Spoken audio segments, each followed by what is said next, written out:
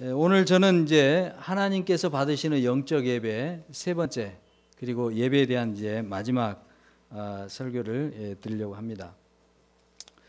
그동안 우리가 예수님께서 십자가의 죽음과 부활을 통해 새 시대를 열겠다. 그것은 그리고 이제 성전을, 참 성전을 세우겠다. 그 성전은 곧 예수 그리스도의 몸이다. 이렇게 말씀드렸죠.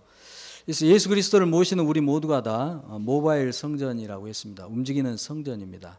우리 자신이 성전이죠. 이 건물이 또는 어떤 장소적, 공간적으로 정해놓은 곳이 교회가 아닙니다. 그래서 저는 우리 형제 자매들이 혹시 여기에서 명동 여기서 모일 때 목사님 어디서 만나요? 그러면은 교회에서 만나자라는 표현을 쓰지 않고 우리 예배처에서 만나자 이렇게 표현을 씁니다.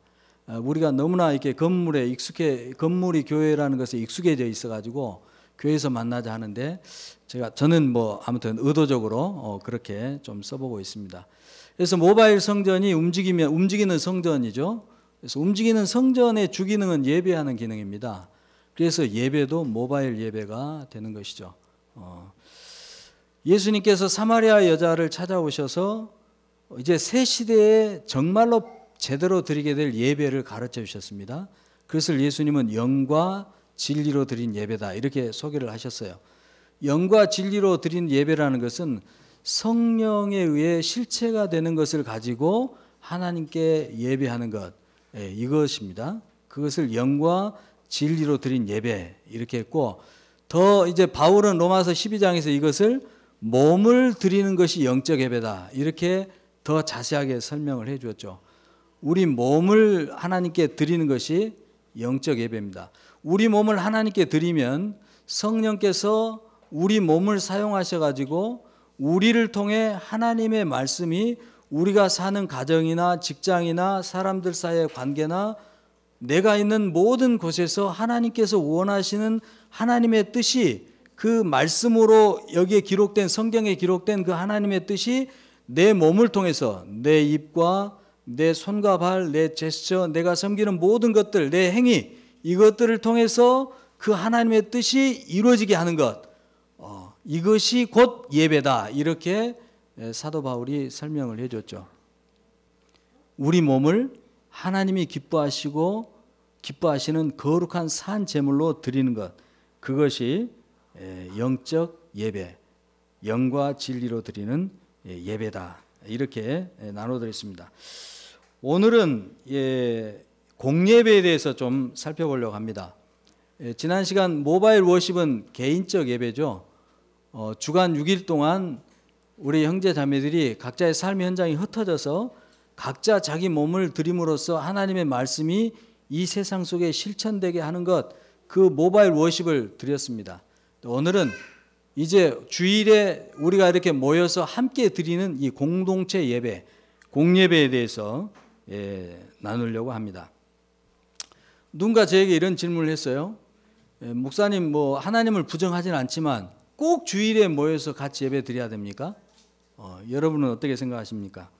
이렇게 바쁜 세상에 살면서 꼭 이렇게 또 쉬고 싶기도 하고 또 다른 여러 가지 스케줄이 생길 수도 있는데 주일에 이렇게 모여서 우리가 이 귀한 시간들을 같이 모여서 이렇게 꼭 드려야 되느냐? 각자 있는 곳에서 드리면 안 됩니까?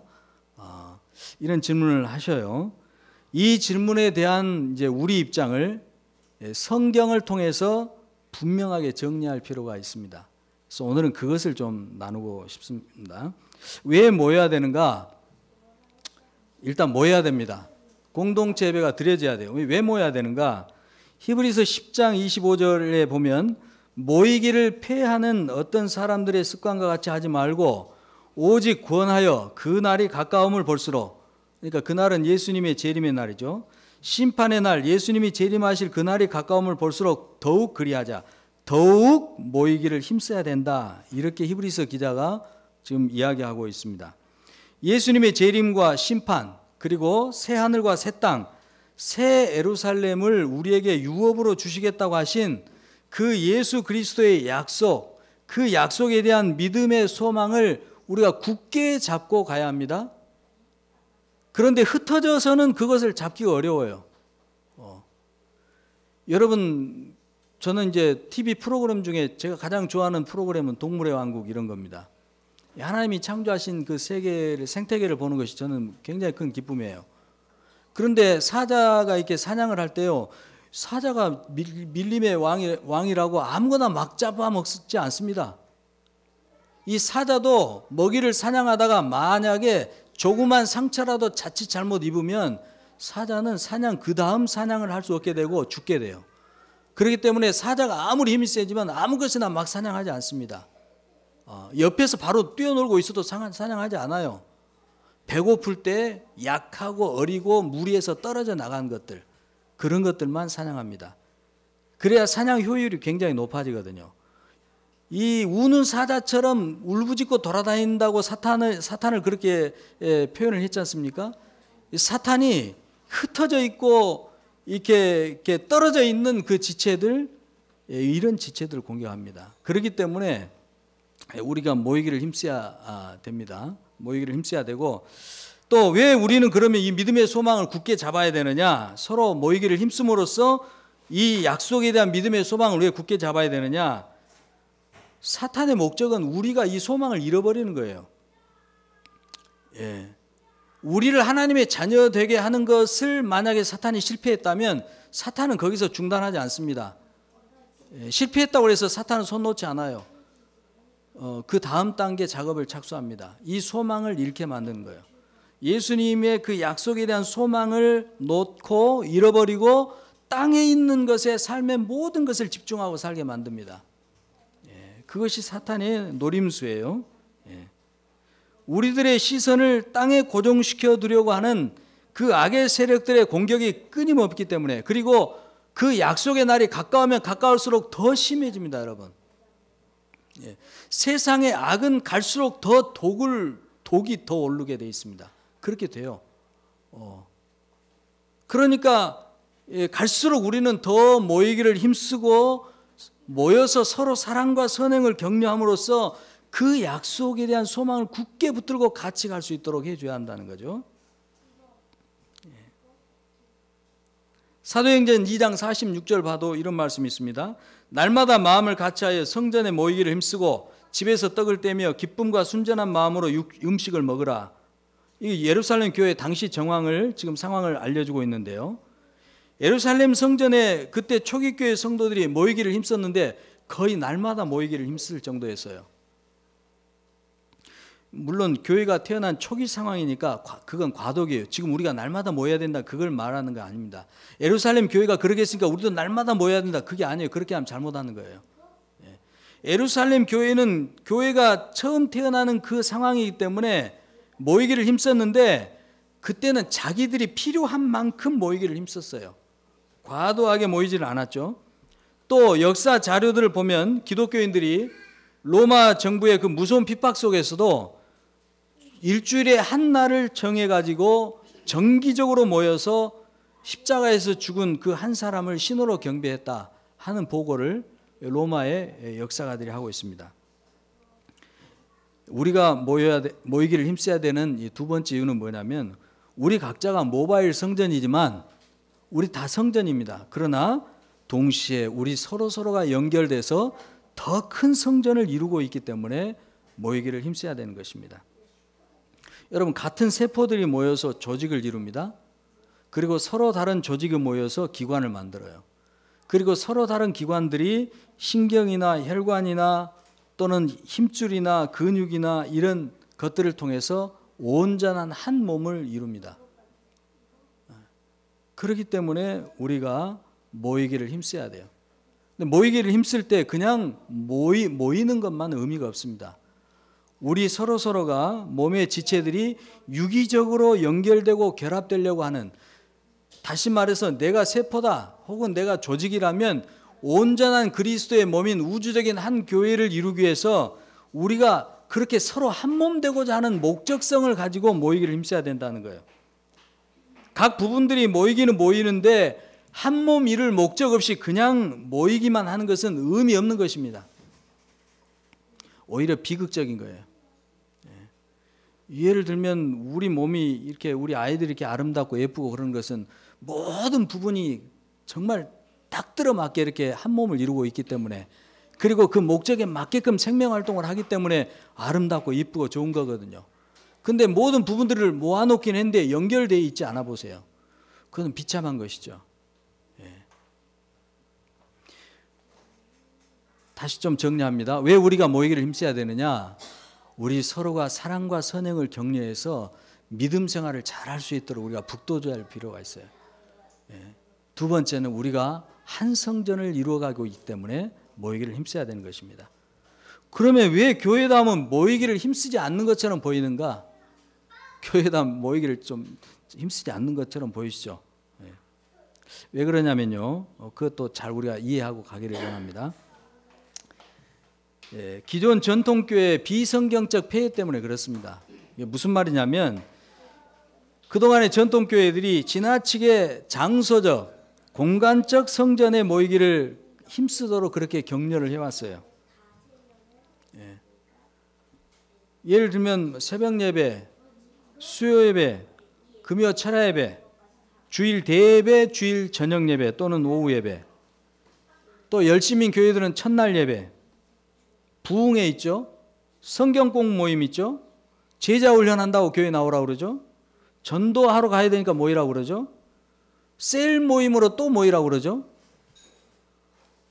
성경은 우리가 모이기를 힘쓰라고도 말씀하고 있지만 흩어지라고 또한 명령하고 있습니다. 근데 기존의 전통교회에서는 이 흩어지는 것에 이게 도외시하고 어떻게든 교회 안으로만 불러 모으는 데만 너무나 집중을 많이 했기 때문에 이 교회담이 그 균형을, 조화를 잡으려고 이렇게 하는 것이죠. 여러분, 모으는 데만 힘쓰면 교회는 존재 목적을 잃고 타락하게 됩니다. 지금 현재 한국교회나 세계교회의 모습을 보시면 그것이 현 주소예요. 반대로 흩어지는 데만 힘쓰면 우리는 세상을 이기기 어렵죠. 전부 각계 전투해야 되니까, 홀로 싸워야 되니까 세상을 이길 수 없습니다. 사탄에게 잡아먹히기가 쉽죠. 그러니까 어느 쪽이든 한쪽으로 쏠리면 교회는 쓰러지게 됩니다. 두 가지가 조화를 이루어야 돼요. 모이기를 힘쓰면서 힘을 얻어가지고 또 흩어지기를 힘써야 돼요. 이 두 가지가 조화를 잘 이루어야 됩니다. 그래서 이 조화를 이루기 위해서 교회다움은 흩어짐을 강조하고 있는 것입니다. 흩어짐을 강조하고 있는 것이지 우리가 모이는 것이 중요하지 않다, 불필요하다 이렇게 이야기하는 것은 아닙니다.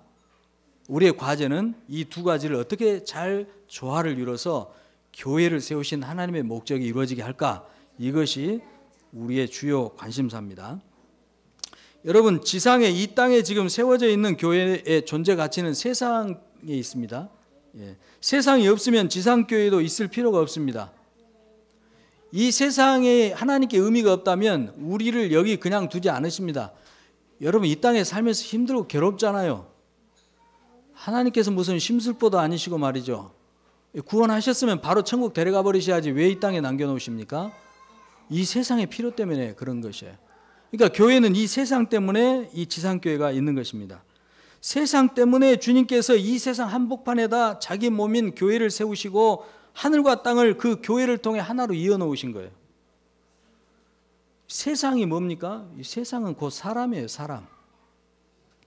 하나님이 세상을 이처럼 사랑하셨다고 할 때 그 세상은 우리가 생각하는 것처럼 세상에 있는 어떤 사물이나 또 그 사물을 통해서 이루어지고 있는 만연에 있는 어떤 탐욕이나 쾌락 덩어리들 뭐 이런 것들이 아닙니다. 세상, 그 하나님 말씀하신 세상은 그게 아니에요.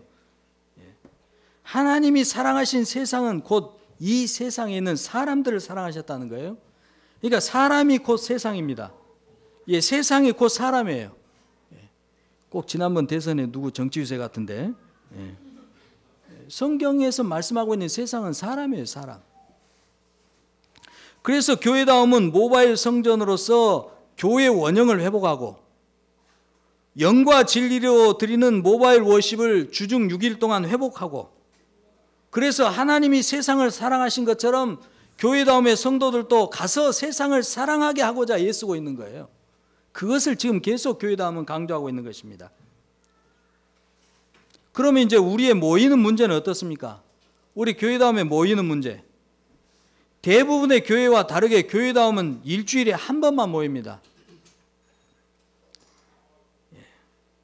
모이기를 힘쓰지 않기 때문이 아니라 6일 동안 성도 각자가 살아가는 현장에서 모바일 성전의 기능을 잘 감당하라는 거예요. 그것 때문에 일주일에 한 번만 모입니다. 그러니까 주일 모임, 우리들의 주일 모임은 더 중요하고 가치가 있는 것입니다. 일주일에 한 번 모이는 만큼 교회다움의 주일 예배, 주일 모임은 다른 교회보다 몇 배 이상은 더 강력해야 합니다. 단순 비교로도 3배 정도는 강력해야 될 것 같아요. 우리는 뭐 수요 예배도 없죠. 금요 철야 예배도 없죠. 세상에서 회전할 모바일 성전의 회전력을 생각하면 더 강력해야 됩니다. 3배로도 안 돼요. 지금 주중 6일 동안 모바일 성전이 나가서 세상 속에서 회전하고 있지 않습니까? 원심력으로. 그 원심력을 지탱해 주려면 주일 모임, 교회다움의 주일 예배는 더 강력해야 된다니까요. 그래야 그걸 붙들어 줄 수가 있는 거예요. 물론 강력하다는 것은 다시 한번 이야기해 봐야 될 것입니다만 오해하지는 마시고요. 그러니까 주일과 6일의 관계가 사랑의 관계인 거예요. 사랑의 관계. 서로를 끌어당겨주는 관계예요. 주일만 주님의 날이고 6일은 우리들의 날이고 세상의 날이고 그게 아니에요. 서로 끌어당겨주는 날이에요. 주일이 우리 교회다움 공동체의 구심점이라면, 구심력을 발생시켜주는 그런 구심점이라면 6일은 모바일 성전이 세상 속에서 돌아가는 회전 날개입니다. 좀 상상하면서 그림을 그리면서 오시면 좋겠네요. 그러니까 주일 공동체의 구심력이, 주일 예배, 이 공동체 예배의 구심력이 회전하는 날개, 여러분들이 주중에 나가서 살아갈 때 세상에서 막 이게 돌아가는 그 회전력을 감당할 수 있을 만큼 이 주일 예배가 그렇게 가치가 있어야 돼요. 이 구심력이 강하게 당겨주면 회전력이 더 강해집니다. 다시 말씀드리면 이 주일 모임에서의 그 예배 기름부음이 강력하면 강력할수록 주중에 나가서 우리 형제자매들이 가정에서, 직장에서, 사업장에서, 여러분의 삶의 환경에서 살아갈 때 그리스도인으로 살아가는 능력이 더 배가 된다는 거예요. 강력해진다는 것이죠. 그래서 주일 모임이 중요한 것입니다. 반대로 모바일 성전이 세상에 나가서 막 회전하지 않습니까? 회전력이 강력해야 또 구심력이 커지는 거예요. 상보적이에요, 상보적. 둘이 연결되어 있어요. 원심력이 커지면 당연히 구심력도 커져야 돼요. 원심력이 커졌는데 구심력은 그대로다. 그러면 떨어져 나가는 거예요. 만약에 정상적으로 회전하고 있는데 회전력이 너무 계속 강해지고 있다. 그러면 분리돼야 돼요. 정상적인 하나님이 허락하신 만큼만의 구심력을 가지고 유지할 수 있는 이 원심력만을 이루어가야지, 원심력이 회전한 날개가 계속 강력해지고 있는데 계속 그거를 다 붙들고 싶다. 대교회주의예요, 대교회주의.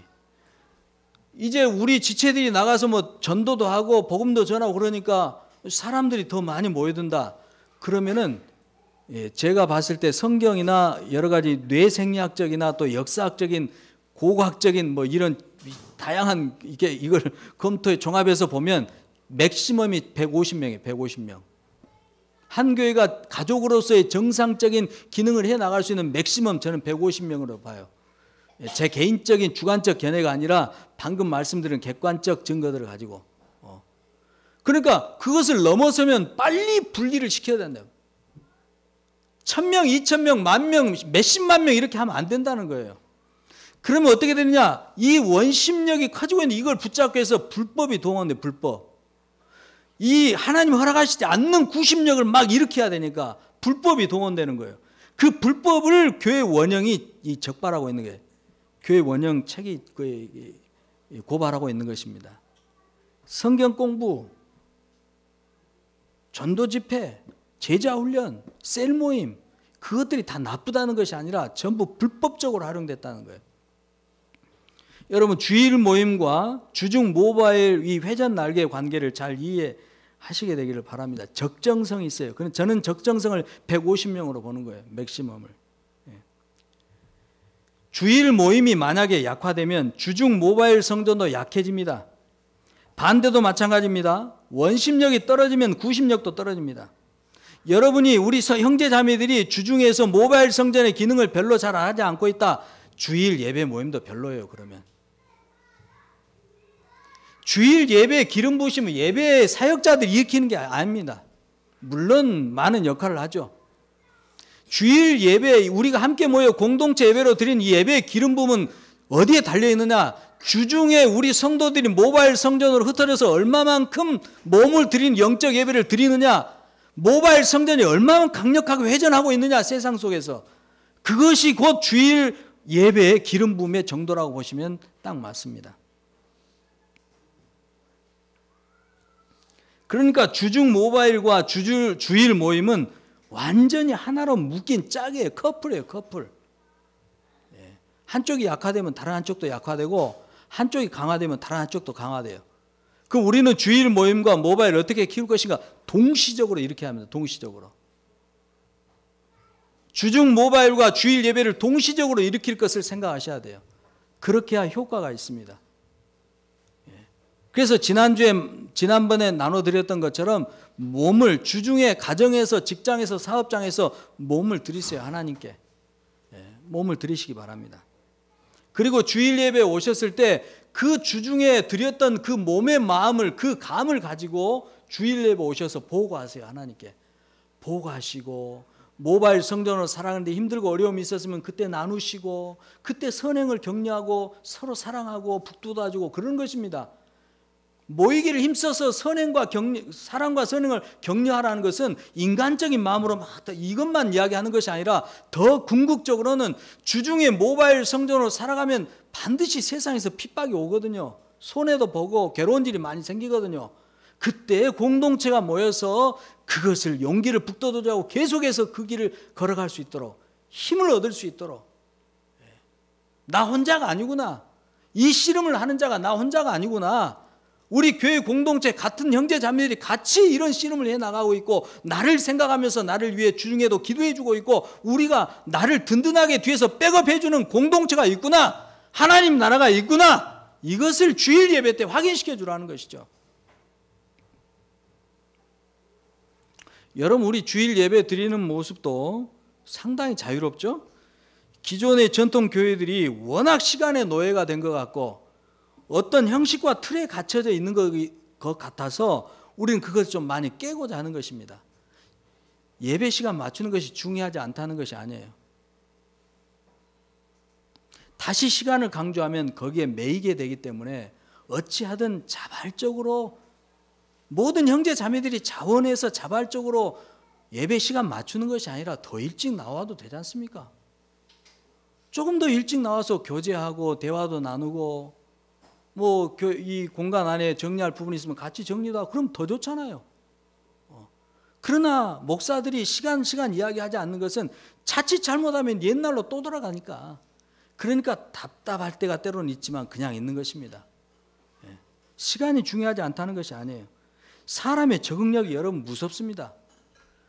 우리가 아무리 어떤 형식을 새롭게 해도요 그거 금방 적응돼서 금방 턱돼 버려요. 그러니까 형식을 바꿔가지고 새롭게 하려고 하는 것은 한계가 있습니다. 얼마 못 가요. 그러니까 영원히 새롭게 할 수 있는 가장 좋은 방법은 뭐냐?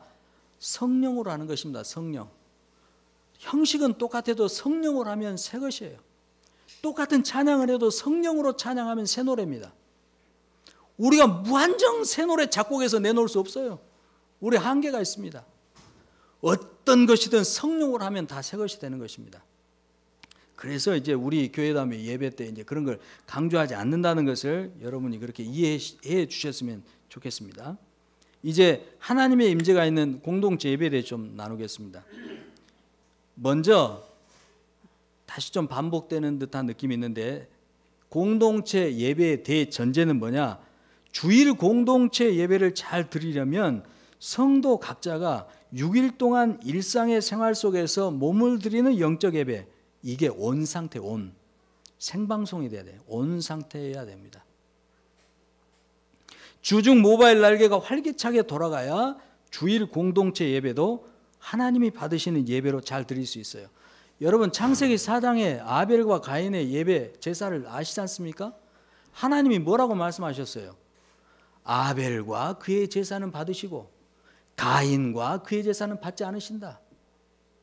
하나님이 우리의 예배 행태, 헌금 이런 것보다도 우리 자신을 먼저 받으십니다. 그러니까 우리 자신이 먼저 하나님께 드려지지 않는 상태에서는 하나님이 이런 예배 형식 그걸로 받으시는 게 아니라는 거예요. 아벨을 받으시기 때문에 아벨의 제물을 받으신 거예요. 가인을 거부하셨기 때문에 가인이 드린 제물도 거부하신 거예요. 이렇게 되는 겁니다. 그러니까 우리 주중의 생활이 온 모바일 성전, 모바일 워십이 온 상태, 생방송 상태가 돼야 된다는 거예요. 그러게 돼야 주일 예배가 남다를 것입니다. 우리 뭐 보통 교회 주일학교 아이들 뭐 아무튼 형편이 너무 어렵다고 그러잖아요. 왜 엉망입니까? 주중 6일 동안 전부 진화론적 가치관으로 공부만 시달려가지고 스트레스로 찌눌려 있는 이 애들 주일에 한 번 와가지고 1시간 예배 드리라니 얘들이 무슨 예배를 어떻게 드릴 수가 있습니까? 안 되는데 되라고 또 예배 잘못 드린다고 야단도 다치잖아요. 교회에서. 그러니까 주일 우리 모임이 잘 되려면 주중이 잘 돼야 된다니까요. 주중 모바일이 살아있어야 돼요. 그래서 주중 모바일을 잘 살리려면 지혜롭게 주의 뜻이 무엇인지 살피고 이해하는 노력이 필요합니다. 어떻게 행동해야 할지 신중하게 선택하고 시간을 허비하지 않도록 조심하고 술 취해서 판단력을 잃지 않도록 조심하고 오직 성령님과 함께 하고자 하는 그런 태도로 6일간 사는 거예요. 그것을 교회다 하면 셀프 에너자이징 이렇게 간단하게 설명을 하는 거죠. 주중에 셀프 에너자이징에 최선을 다하면서 모바일 성전의 기능을 다 합시다. 이게 교회담의 정신인 거죠. 그런즉 너희가 어떻게 행할지를 자세히 주의하여 지혜 없는 자 같이 하지 말고 오직 지혜 있는 자 같이 하여 세월을 아끼라. 때가 악하니라. 때가 악하니라. 그러므로 어리석은 자가 되지 말고 오직 주의 뜻이 무엇인가 이해하라. 이해하라는 것이에요. 우리의 지성으로 이해하라는 것입니다. 술 취하지 말라. 이는 방탕한 것이니 오직 성령으로 충만함을 받으라. 이것이 주중 6일 동안 모바일 성전으로 살아가야 될 우리에 대한 지침인 것입니다. 그런 다음에 우리가 주일에 모여서 공동 제배를 드리는데 이제 이 부분이 이제 오늘 설교의 이제 키포인트인데요. 첫 번째는 원망 들을 만한 일을 먼저 해결해야 돼요. 여러분의 예배가 하나님께 연락되기를 바라신다면 여러분 예배 드리다 혹시 원망 들을 만한 일이 생각나면 바로 즉시 해결하셔야 돼요. 이것이 서로 사랑하라는 계명을 따르는 것입니다. 서로 사랑하라는 계명을 따르지 않고 예배를 드린다. 하나님 받으시겠습니까? 그 예배? 하나님 우리에게 뭐 여러 계명을 주신 것도 아니고 예수님께서 딱 하나 너희는 서로 사랑하라. 오직 너에게 새 계명을 주노니 이거 하나 지켜라. 우리가 그 계명을 따르려고 하는 마음의 태도도 없이 예배 드릴 때 하나님이 우리의 그런 예배를 받으시겠냐는 거예요. 안 받으시죠. 그래서 예배 드리다가 원망 들을 만한 일이 생각나면 해결하세요. 그리고 혹시 그런 일이 생길 때 놀라지 마십시오. 제가 예배 드리다가 갑자기 여러분 중에 누구 찾아가가지고 누구야 미안하다. 이 생각하다 내가 이런 잘못을 저진 것 같아. 용서해 주라. 그러면 여러분 깜짝 놀래가지고 아니 목사님 왜 그러세요? 그러지 마시고 알았어요 목사님 용서해 드릴게요. 좀 저를 그때 풀어주시기 바랍니다. 이것이 살아있어요. 초대교회는 이런 것이 있었어요. 예배 드리다가 원망 들을 만한 있으면 지난주에 저 형제하고 자매하고 좀 다퉜는데 마음에 걸려요. 예배 드리다가 빨리 해결하세요. 화목해야 됩니다. 우리 지체 중에 몰라. 이게 몇 안 되는 우리 이 작은 공동체 안에서 내가 이 형제 자매에 대해서 무관심했구나. 찾아가서 미안하다고 사과하고 이름 물어보고 기도 제목 뭐냐고 물어보고 이렇게 하는 겁니다. 이게 이 주일 우리 공동체 예배 가장 먼저 우리가 취해야 될 태도예요. 그 다음에 오늘 19절에 시와 찬송과 신령한 노래들로 서로 화답하라 이렇게 되어 있는데요. 시와 찬송과 신령한 노래 이렇게 되니까 그동안 이걸 잘못 해석해 줬어요. 이걸 하나님께 드리는 찬송으로 잘못 해석했다는 거예요. 여기서 시와 찬송과 신령한 노래들은 전부 단어 자체는 하나님께 드리는 그런 단어들 같이 쓰이긴 했지만 서로 화답하라는 말씀이 있어요. 그러니까 이 말씀을, 이 부분을 구절을 해석해 보면 뭐냐면은 이것은 하나님께 지금 막 경배하는 그걸 지금 이야기하는 것이 아니라 공동체가 서로 격려하고 세워주는 그것을 이야기하는 거예요. 성령의 영감을 통해서 시를 통해 어느 날 민걸 목사님께서 성령의 감동을 받고 우리 지체 중에, 우리 자매 중에 한 사람을 향한 시를 딱 낭송을 했어요. 그것이 예배라는 거예요. 이렇게 또 준비된 건 아니었지만 즉흥적이나마 이렇게 예배 드리다가 찬양하다가 갑자기 누가 생각나요? 축복의 마음이 일어난다 이거예요. 제가 이렇게 하나님을 경배하다가 우리 기현 형제를 향한 축복의 마음이 막 일어난다. 그러면 손을 들고 지금 예배하는데 성령께서 제 마음속에 기현 형제를 향한 이런 축복의 마음을 주십니다 하고 그걸 나눠주는 거예요. 이게 예배입니다.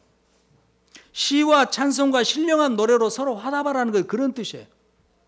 수평적 공동체적 예배. 이게 우리 안에 살아나야 합니다. 이게 지금 많이 결여되어 있죠. 지금 우리가.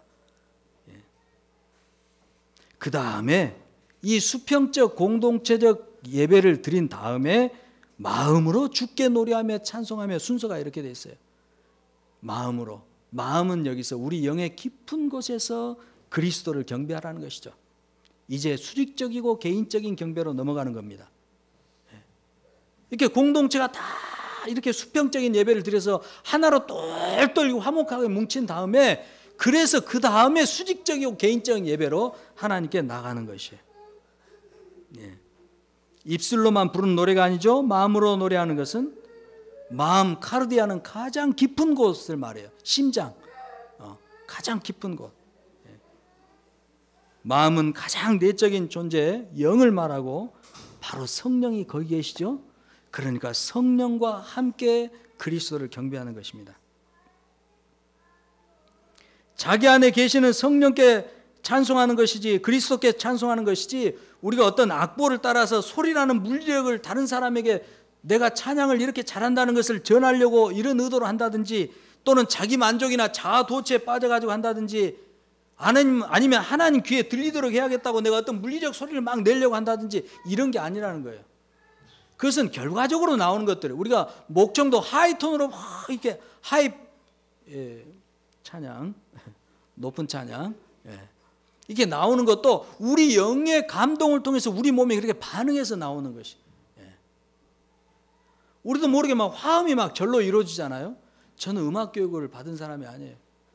노래를 잘한다는 말도 한 번도 들어본 적이 없어요. 그런데 예배만 드리면 저도 모르게 화음이 막 나와요. 명재인제가 찬양 인도할 때 뒤에서 제가 막 혼자 해요. 성령 주시는 영감을 따라 그냥 제가 믿음으로 순종하는 것입니다. 속에서 나오는 대로 내 입을 열어서 그냥 소리를 바라는 거예요. 그런데 묘하게 그 화음이 아름답게 맞아가고 어울리고 조화를 이루는 거예요. 물론 그러다가 또 삑살이 날 때도 있어요. 삑살이 나면 좀 어떻습니까? 그리스도께 마음으로 경배하고 그 다음에 이렇게 예배할 수 있도록 그리스도를 우리에게 내어주신 하나님께 범사에 감사하는 것입니다. 범사에 하나님께 감사하며 감사가 예배입니다. 성령의 충만함을 받은 사람들이 감사하는 것이죠. 당연하죠. 범사에 감사는 예수 그리스도 안에서 모든 좋은 것을 주시는 아바 하나님께 대한 믿음의 고백이죠. 그리스도 안에서 우리 하나님 아버지는 우리에게 모든 좋은 것을 다 주신다는 고백, 그게 감사예요. 좋으신 하나님, 예수님 안에서 하늘에 속한 신령한 모든 좋은 복을 다 주셨다. 그 범사에 대한 감사.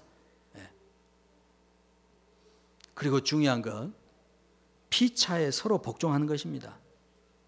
이게 예배예요. 피차에 복종하는 것, 성령 충만의 또 다른 결과입니다.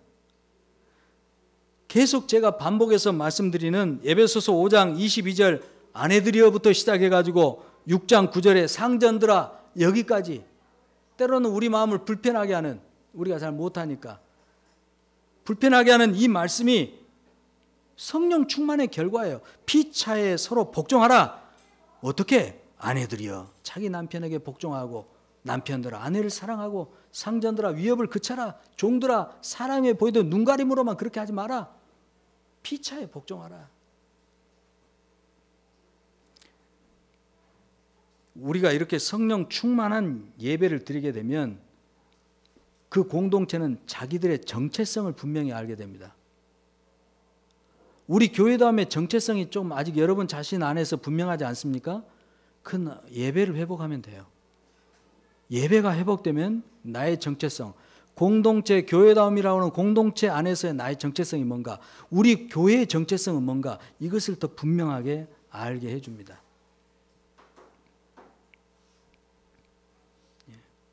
그러나 성령 충만한 예배가 종교적 열정 그 자체를 위한 것이 되게 하면 안 됩니다.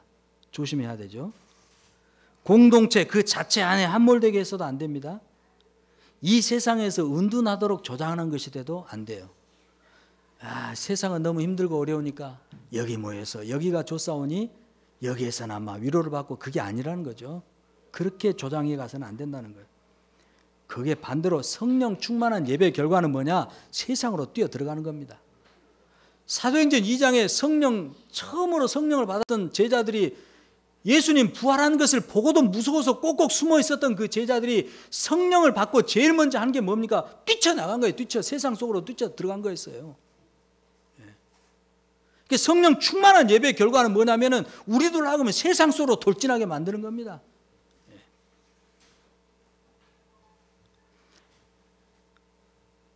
모든 이 세상에 대한 개방성을 활짝 열어주는 것이죠. 성령 충만한 예배는. 그리고 이제 그 뒷부분에 여러분 잘 아시는 이제 하나님 전신갑주를 입으라. 그게 이제 순서적으로 이렇게 나오는 것이죠.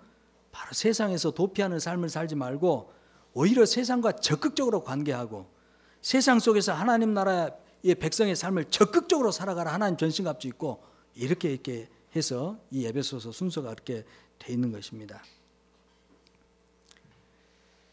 그러니까 여러분 매일매일이 주의 날이에요. 일요일만 주일이 아니고 매일매일이 주일입니다. 매일매일 하나님의 나라의 삶을 사는 것이에요. 6일은 세상 삶 살고 주일은 하나님 나라 삶, 그게 아닙니다. 그러니까 이건 뭡니까? 예수 그리스도를 믿기 전과 예수 그리스도를 믿는 후는 삶의 방식이 완전히 바꿔진다는 이야기예요. 완전히 바꿔지는 거예요. 완전히. 그러니까 말이죠. 예수님께서 십자가에서 죽으신 이유 중에 하나가 뭐냐? 네가 진짜 내 것이냐 아니냐, 이걸 분명히 판가름하자는 거예요. 하늘과 땅 사이 누구나 다 보일 수 있도록 장대에 매달려가지고 십자가에 매달려가지고 하나님의 아들이 십자가에서 죽어버리신 이유는 뭐냐면은 이것을 믿을 사람 믿고 안 믿을 사람 믿지 마라. 가르자 갈라. 이것이 이것인지 저것이 저것인지는 모르고 이런 식으로 뒤섞여 사는 것은 이제 그만하자. 하나님 것은 하나님 것대로, 가이사의 것은 가이사 것으로 분명히 구분하자. 그래서 예수 믿는 것이 때로는 너무나 어려운 문제이면서 죽기만 하면 너무나 쉬운 것이에요. 그 한 끗 차이, 어떻게 보면 한 끗 차이.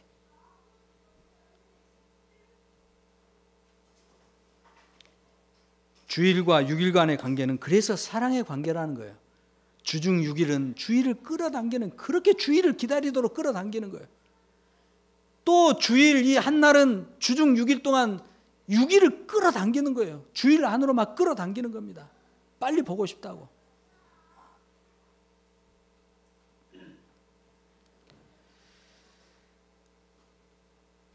이제 다 말씀드렸습니다. 다 말씀드렸고 한 가지만 더 추가하자면, 이제 수평적 공동체 예배는 우리 숙제예요. 이제 우리 수직적 개인적 예배는 우리 정말 최선을 다해서 하나님 앞에 나가고 있어요. 어떻게 이제 우리 수평적 공동체 예배를 우리 안에서 회복할 것인가, 이게 우리 숙제입니다. 그리고 그 일환의 하나로 가족 예배가 강화돼야 됩니다. 가족 예배가 강화돼야 돼요.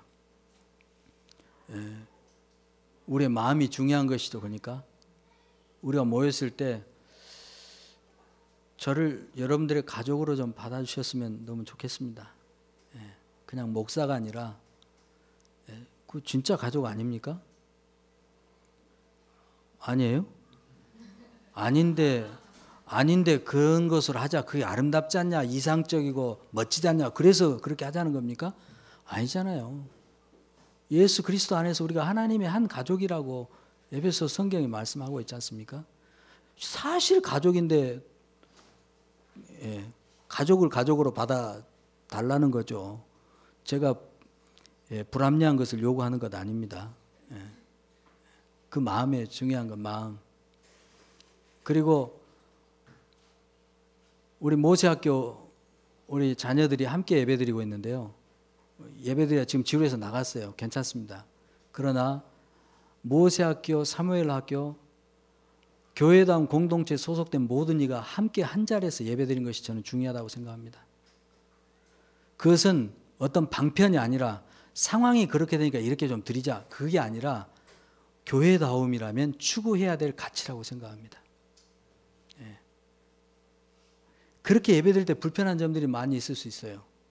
왜냐하면 우리 자녀들이 돌아다니면서 설교에 집중해야 되는데 좀 방해될 수도 있죠. 또 우리 자녀들도 어른 설교 듣다 보면 지루해가지고 짜증날 수도 있을 겁니다. 그러나 저는 가족 모든 교회담의 한 지체들이 어린아이부터 할아버지 할머니 전부 다 한 자리에 모여서 예배 드리는 가족 예배가 회복될 때 정말 놀라운 하나님의 사랑과 능력의 기름 부음이 막 우리 속에서 막 흘러다닐 것이라고 생각해요. 우리가 추구해야 될 가치라고 생각합니다. 그래서 불편함이 있어도 우리가 실천해 가야 될 것이 아닌가 하고 저희 사역자 모임에서는 지난 금요일 날 나눴는데 앞으로 더 이 문제를 깊이 나누고 실천해 나갔으면 하는 그런 바람이 있습니다. 기도하겠습니다. 하나님 아버지, 하나님께서 제게 주신 마음을 따라 그동안 하나님이 받으시는 영적 예배가 무엇인지 3번에 걸쳐서 나눴습니다.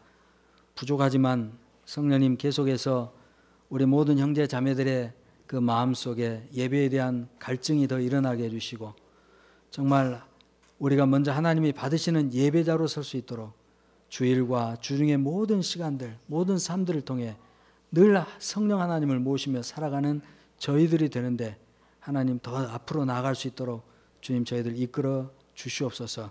주님을 찬양합니다. 감사드렸고 예수님 이름으로 기도합니다. 아멘. 우리 같이 좀 더 기도하십시다.